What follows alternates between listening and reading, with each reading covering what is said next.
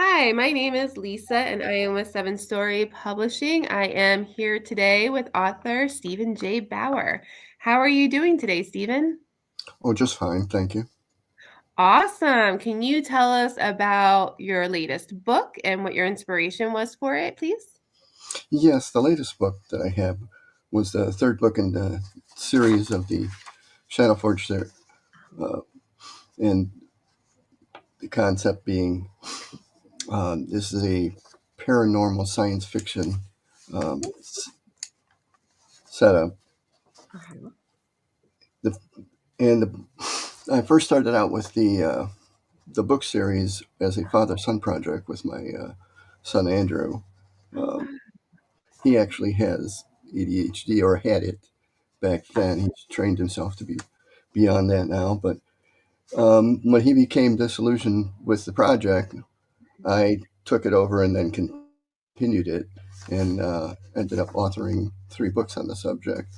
So basically, uh, he the idea is that he gets enlisted from a celestial entity to join a group of people that could uh, astral project to different worlds and different deep space situations where the universe would need to be saved. Oh, okay. That sounds really awesome. Your son came up with the concept for it? Came up with the initial concepts, yes. Very cool. How was it working with your son on the book initially? I enjoyed it. I don't know, maybe I was too factual for him or too in depth with the research for the science.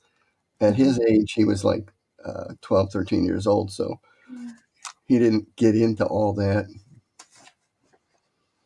But it sounds like it still worked out because it was a fun project for you to work on, and now you have 3 books in this series. That's really incredible. Thank you. Yeah. Can you tell us about the first book and why you decided to turn it into a series? Yes, the first book had to do with the child of 12 or 13 who was um, venturing outside of his comfort zone of the house that he had grown up in, got out into the woods, and um, ended up being enlisted, or actually in the celestial entity came Mhm. as a vision to him. Wow. And once that happened, he, she had to convince him to take on this quest, and the quest was to go to another planet, identify the source seed, and uh, fix the problem that would then eventually save the universe. Oh, wow. That's a really cool idea. I absolutely love it. What made you want to make it into a series instead of a standalone book? Yeah, I decided to go along with doing it by myself, and I Mhm. fell in love with the characters. I wanted to bring a little more age to the characters. So there was a 5 or 10 year span between one book and the next book. Anyway, in the thing, and so the second book would then dig into the revelation, which is the title of the second book, Shadowforge Revelations, into the revelation of the alien entity that he was working with, and mentoring him as to get into his more astral powers, if you want to call it that. Yeah. So with the astral projection, there's the sense of what can you do in the astral realm. Okay. So in in the second book, he is now known by the dissonant factions of the Mhm. universe that are trying to cause the problem, and he then has to um, learn how to fight, and what else? and deal with his new powers. And Oh, because of the length of time between his first visitation and his second visitation, he had lost out on some of that ability. He hadn't been trained. And oh, so the second book is his training. oh, And wow. well, and they end up getting to a situation where they had to go to the lunar station. Introduces Oh, a whole new concept. The lunar station is using lucid dreamers oh, to who can astral project to work into deep space um, mapping of geographic or gravitational anomalies. So his first was the um, black hole, in which him and his team have are then projected out to this location where they can map the gravitational anomaly, and in doing so, he decides that he wants to go a little bit further, and he actually actually astral projects into the black hole, and problems come forth because of that as well. oh, wow. That sounds really interesting. Your character actually goes back to his real world and real life after going to a different realm. Yes, in the first book, and then in the Wow. second, yep, he's back, and now time has elapsed. Yeah. He's basically tried to convince people that what he experienced was real. He ends up getting interviewed by, or I don't know, all these psychologists and stuff who try to convince him that it was just a dream or it was just a Yeah. fantasy, uh, his imagination gone wild. And he has to live with that, even though he saved the universe in the first book. He can't tell anybody because they think he's nuts. And I think that's so interesting to kind of toy around with because even in movies today, you don't see things as much like that. You don't see as much of those superheroes who save the world, but you don't see how they deal with coming back to their real life. How hard or easy was it to write out that part? Well, I had to go into a situation where there was the emotional concept of the dialogue and the his ability to try to deal with both the real and the unreal. And when his mentor finally shows up in the second book, he has convinced himself that it was not real. And then she has to, oh, by the way, the other protagonist is a woman, a girl, I should say, of his own age. So he's about, I don't know, at this point, 18, 19 years old. And she then saves him from the dissident faction that is transforming itself Mhm. into kind of monsters. And she comes down and saves him the first time. They end up going to a um, secret island by set up by this billionaire who has found out that has read some of the books that his father has written.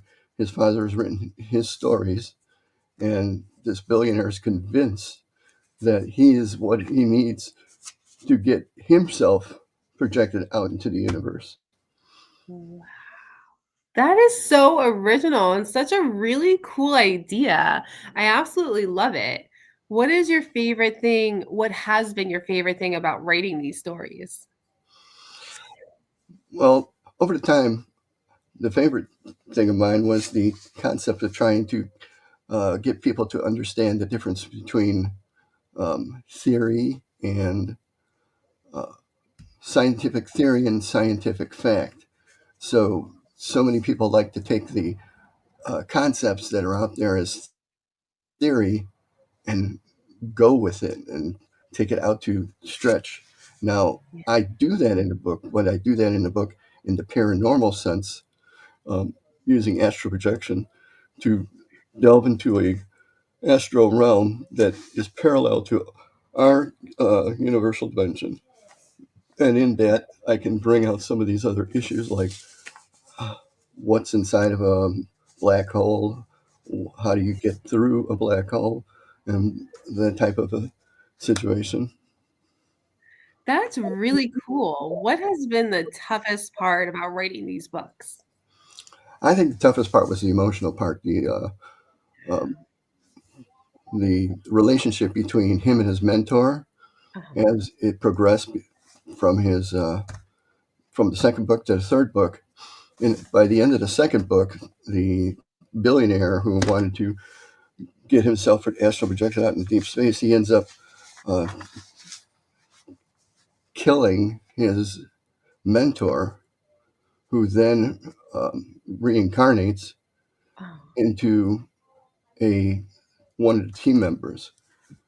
So the okay. team members switch places, and so she's then still alive but in a different body. So that was the hardest part, trying to keep that relationship alive between the second and third story. And in the third story, they're happy at the beginning. Um, they they're down in on Earth again, but they go out to a picnic, and she gets well. They both get struck by lightning, but um, he gets more knocked off to the side, and she takes the full brunt of it, which jogs her consciousness to say that now I have a now she has the she's supposed to be inside the her consciousness is supposed to be inside this other girl's body, but the other girl has gone um, away. So now the other girl's in a coma, and she's wandering around in her mind somewhere. So now he has to do like a Fantastic Voyage thing where he has to kind of go into her mind, try and find her so he can bring her back. Wow. He's got a lot going on. That is so interesting. Is this the type of genre that you like to read? What drew you to writing this type of work? I guess what really drew me to it was the science of it. I love the research in science and trying to get to the different edges and uh, sentience of what there really needs to be explained. Like if we were to take like time, Mhm. and that's what the third book deals with. It decides that time travel is only good in the astral projection. It's not good in the real world because it doesn't fit with the physics of current time.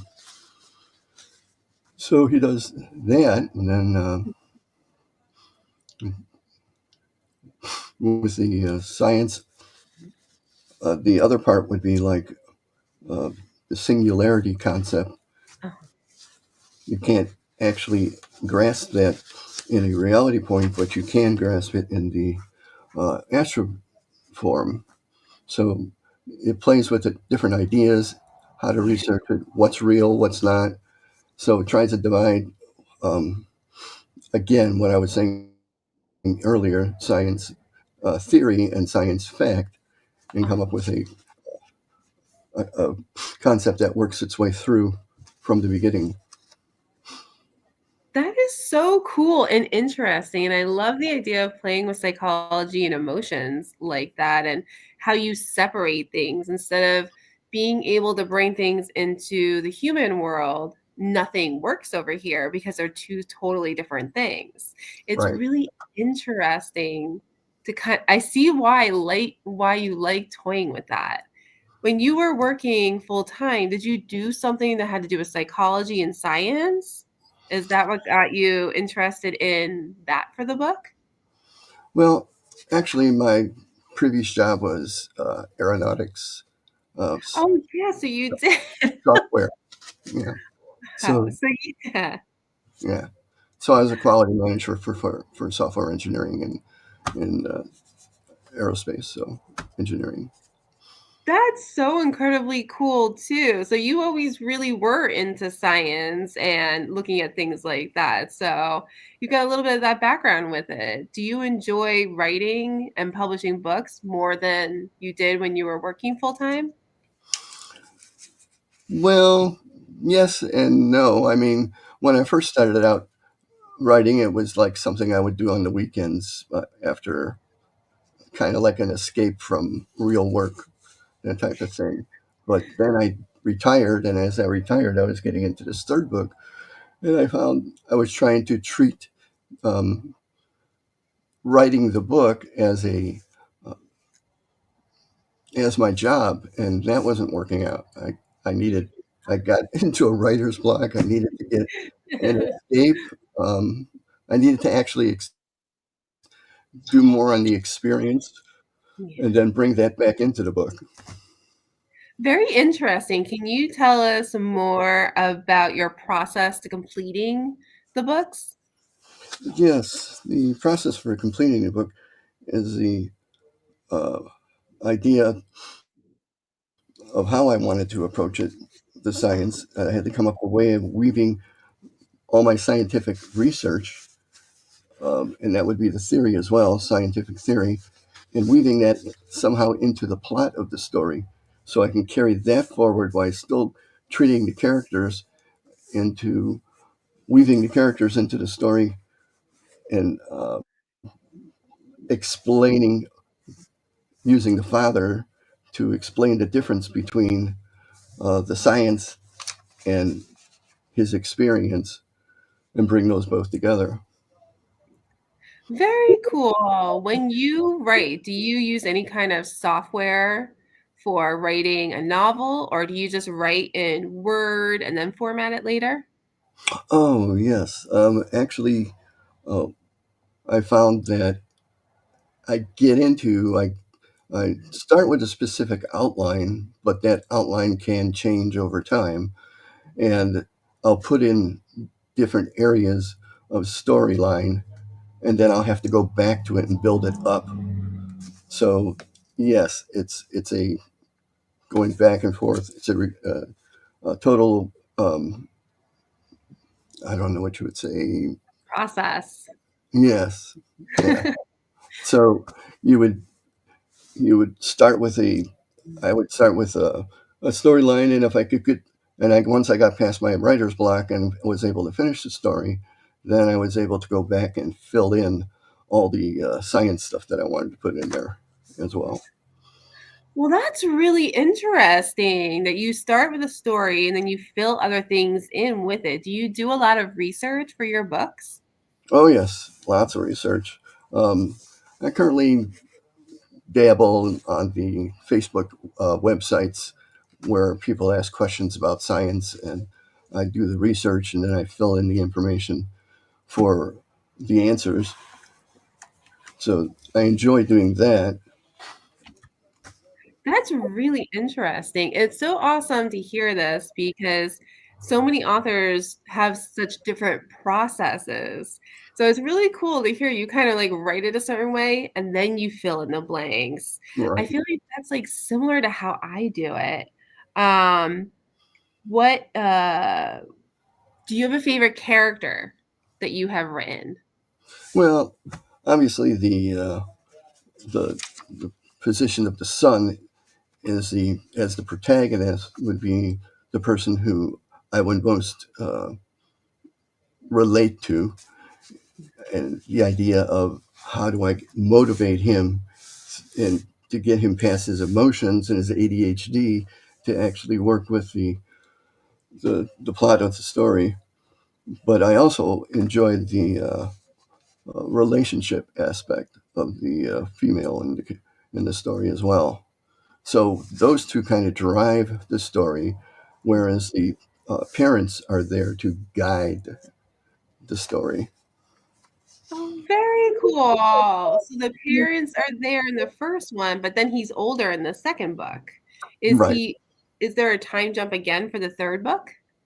Well, the time jump for the third book is only about a year. Oh, So, okay.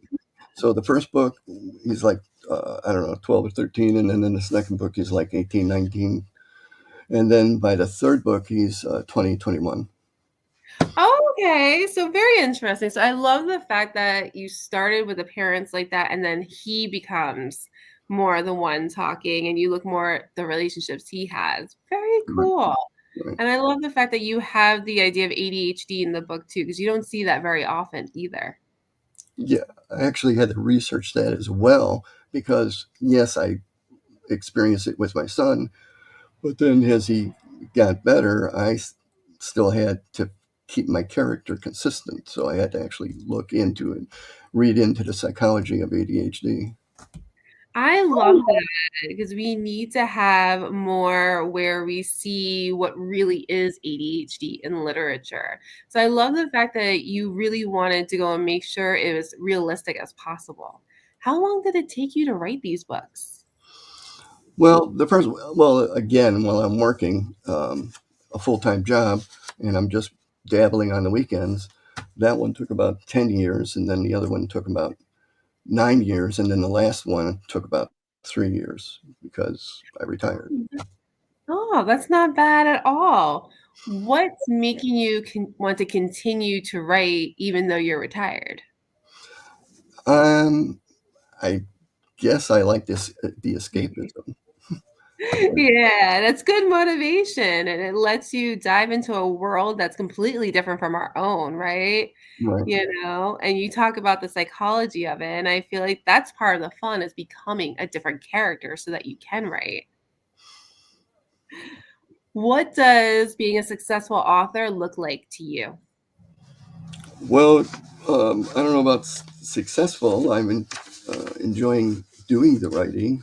I Mhm. guess I would somehow gauge my success on the books that are sold, I guess. Amazing. Do you have plans for more books in the series or anything outside the series, like a new one? Yeah, I have ideas, but as I'm getting up in age there, I'm wondering if I'll really be able to follow through on it. I don't know. You know what? You never say never. And it sounds like your son got some creative juices too. Like he might have left it early on, but you never know. You could still pass it down to him. That's true. How That's does true. he feel about the fact that you continued with the work and you published? Well, he did enjoy it, Yeah. and then went he went into a drama class in high school, so from elementary to high school, and then as he continued on in his life, he tried to work through many jobs with his issues, and eventually he got into a relationship of his own. So maybe I could use something like that. He has an existing relationship. Maybe I could build that into a story. I don't know. I think that's a great idea. I think some of the best things we come up with come from our real life experiences. Sometimes it's just easier to write that way. I think that's so awesome. Do you read the same genres that you're writing in? Is that what you also love to read? Yes, as I do actually. A lot of that stuff. eh, I think my introduction to science fiction, even before identifying Uh-huh. my interest in school programs, was the book called A Wrinkle in Time. I really enjoyed that one. Yeah, I know that book. I know that book. Oh my gosh. They used to have us read all of those types of books when I was growing up in high school too. That's so funny. Yeah, so Those there are was some of the best books. yeah, there was that. There was The Man Who Folded Himself, time travel. There was Fantastic Voyage, miniaturizing, getting down uh, into the layers of the brain and whatnot. So I kind of used bits and pieces of all that stuff. You are definitely inspired by some pretty incredible books. That's really awesome. Well, thank you. Yeah. What advice do you have for somebody who's looking to become a first-time author? What would you tell them? Well, uh, don't expect to be picked up by a traditional publication, um, but that shouldn't stop you from getting your ideas out there and publishing your own book. I actually ended up self-publishing all of my books. So, and I had these three. These were all the science fiction series. I actually started out with two different books when I was first writing. It was the evolutioning of creation. So I put two books of the evolution of creation out there. But as my family read it, they needed to work through the dictionary and then had to do some. They felt it was too cumbersome to deal with. So then I figured, okay, well, I'll try science fiction. That'll make it a little more entertaining. I love that. I have an author friend that does that too. She's like, how do you figure out what you like? You write in everything.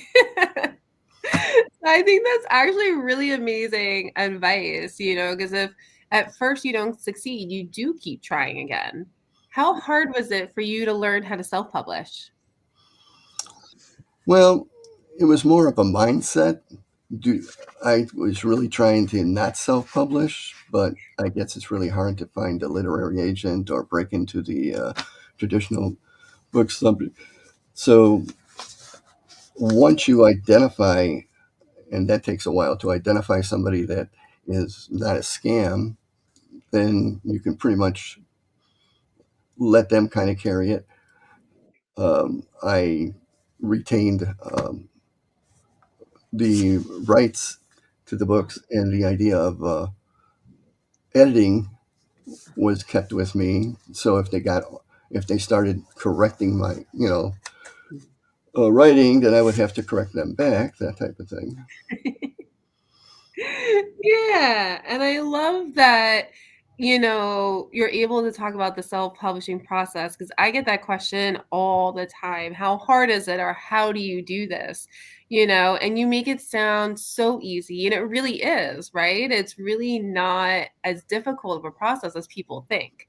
What's Right. difficult is getting a publisher. Yeah. Yes, that is the problem. Yeah, but you know what? Do you like self-publishing? um, yeah, I'll do it. I mean, I was hoping by this third book that I would actually be able to entice some um, literary agent or somebody to kind of work with me, but I guess my writing is not up to their standards, or I don't know. I would think if it is nothing their interest, because I think your grading is up to their standards. But from what I've seen from agents and publishers, it's more about the interests that Oh, they have. Is it the genre they want to publish and read? So your writing is probably absolutely amazing. But it's not always everybody's cup of tea. yeah, yeah, that's true. I mean, my wife gets into all the drama stories. I watch all the science fiction stuff. See? Exactly. And there's just so much competition out there. But I always think about the fact that J.K. Rowling was basically bankrupt when she got Harry Potter. So you know what? Never say never and keep trying. All right, thank you. Are you working on anything else right now that you can tell us about? We have a couple more minutes. Oh, I was really concentrating on trying to market the book this time. So that's one of the pitfalls of the of, self-publishing, is that you have to do your own marketing, and you have to figure out what is the best way to go. I mean, yes, you can do podcasts, you can do radio interviews. Some of those cost a little money, a little costly. The other stuff you can do would be to get online, but even getting online, you got to make sure that what puts the interest of the book forward, that type of thing. So crafting short sentences from a whole book of 600 pages, then that gets to be a problem. I agree completely. Marketing is definitely the hardest part, and people get surprised when I say that to them. It's like a full-time job, right? Yeah, yeah. But doing things like this are going to definitely be helpful. And, you keep going forward. Your book sounds absolutely amazing. It sounds like something I would really love to read. So I'm actually going to check it out after this. Oh, Uh, all right. But do you have any ideas and thoughts on making a number 4 in the book? Could we see that in the future? Yeah, I guess there's always that possibility. I don't have the idea quite yet. I've gone through the self biocosm, which would be, I'm sorry, selfish biocosm, which was an idea put out by scientists that the universe could overwrite itself. And then in the second book, the that was a spoiler. Anyway, and then No in, spoilers. We and want to read the book because it sounds really ridiculously cool. And then in the second book, we were talking about how he was being trained and having to fend off the enemies, but the concept there that he ended up saving the universe was the fact that um, the billionaire who actually who actually was part of the dissident organization, he got himself into the astral projection world, and now he's actually fighting the protagonist Andrew, and Mhm. they're doing all this amazing stuff in the cyber world. But then he ends up uh, winning, and that's concept. And then in the third book, we're talking about the idea of going out to the great attractor. The Oh. great attractor is the concept where all the galaxies, superclusters, and whatnot are being attracted to this one location in deep space, Mhm. and nobody knows why. And they go out to Mhm. um, uh, map the gravitational field, and in mapping the gravitational field, they discover that it's um, a multiple convergence of black holes, which at the center of the black holes is the opening to the astral world. And the only way you can get there, obviously, is through astral projection. So that tends to start messing with time in the real world. So at that point, now I have to come up with some other idea. You definitely got this because this sounds amazing. Where can people find you, find your books, any social media, website? Well, yes, there's on the Facebook, there's Shadow Forge Beyond the Edge of Tomorrow. That's the name of the last book, and it's also the name of the web page. So if they were to search on that, that would bring them to all three books, and then they could from there order. They're all on Amazon. They're all on Barnes and Noble. There are multiple websites. So, yep. Amazing. So I'm going to look it up after this too. Stephen, anything else you want to tell us before we finish up? Um, Not exactly. Your books sound incredible. I'm very excited to go look them up on Amazon after this. Well, thank you. Thank you so much, author Stephen J. Bauer, for being here. This was so awesome, and I can't wait to go read your books. And I hope everybody will leave you a review as well. Thank you so much again for being here. And thank you for accepting me. Absolutely.